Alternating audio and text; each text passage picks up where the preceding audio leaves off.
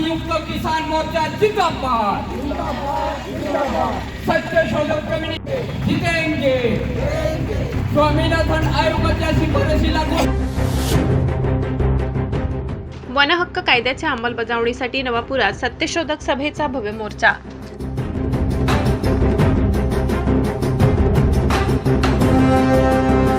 आदिवासी वन हक्क कायद्याची तातडीने अंमलबजावणी करावी, वन जमिनींवरील अन्यायकारक कारवाया त्वरित थांबवाव्यात या प्रमुख मागण्यांसाठी सत्यशोधक शेतकरी सभा आणि ग्रामीण कष्टकरी सभेच्या वतीने नवापूर तहसील कार्यालयावर भव्य धडक मोर्चा काढण्यात आला।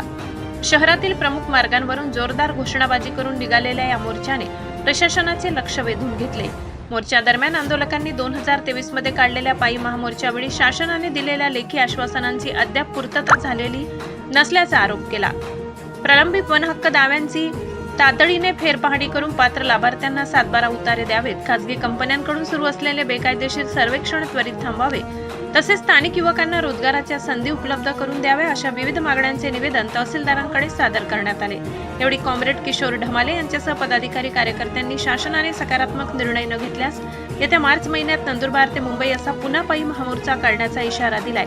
मोर्चात मोठ्या संख्येने शेतकरी, आदिवासी बांधव आणि महिला सहभागी झाल्या होत्या। खास सत्याची ती पोरे, सत्य सुखाला आधार, बाकी सर्व अंधकार, आहे सत्याचा बाजोर, काडी भांडाचा तो नीर, आज देशव्यापी आंदोलनानिमित्त सत्यशोधक शेतकरी सभेच्या वतीने नवापूर तहसीलवर हे निर्देशन करण्यात आले। प्रमुख या मागण्या होत्या की माननीय देवेंद्र फडणवीस साहेबांनी 2023 मध्ये सत्यशोधक शेतकरी सभेच्या पायी बिडार महामोर्चाला दिलेल्या आश्वासनाची इथल्या प्रशासनाने अंमलबजावणी केली नाही। वारंवार निवेदने मोर्चे काढून सुद्धा इथलं प्रशासन त्याची अंमलबजावणी करत नाही।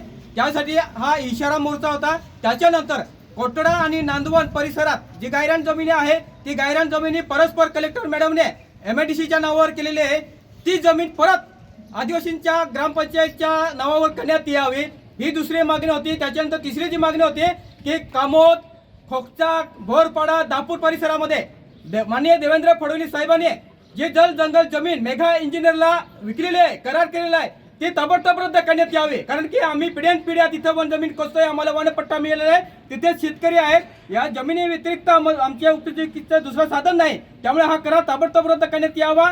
त्याच्यानंतर नवापूर तालुक्यामध्ये अतिवृष्टीमुळे हजारो शेतकऱ्यांचं नुकसान झालेलं आहे। या नवापूर तालुक्यामध्ये गेल्या 5 वर्षामध्ये एकाही आदिवासी शेतकऱ्याला नुकसान भरपाई मिळालेली नाही, त्यामुळे अतिवृष्टी नुकसान भरपाई शेतकऱ्यांना देण्यात यावी। त्याच्यानंतर जे कामगारांबद्दलचे कायदे तयार केलेले ते कायदे ताबडतोब रद्द करण्यात यावे, पैसा भरती करण्यात यावी, अशा अनेक मागण्या घेऊन आज आम्ही तहसीलदारावर मोर्चा काढलेला होता, परंतु तहसीलदार साहेब इथं आलेले नाही। आम्ही निषेध करतो की अगोदर सूचना देऊन सुद्धा प्रशासन इतकं ढिम आहे की आदिवासींचे प्रश्न ऐकण्यासाठी कोणी तयार नाही।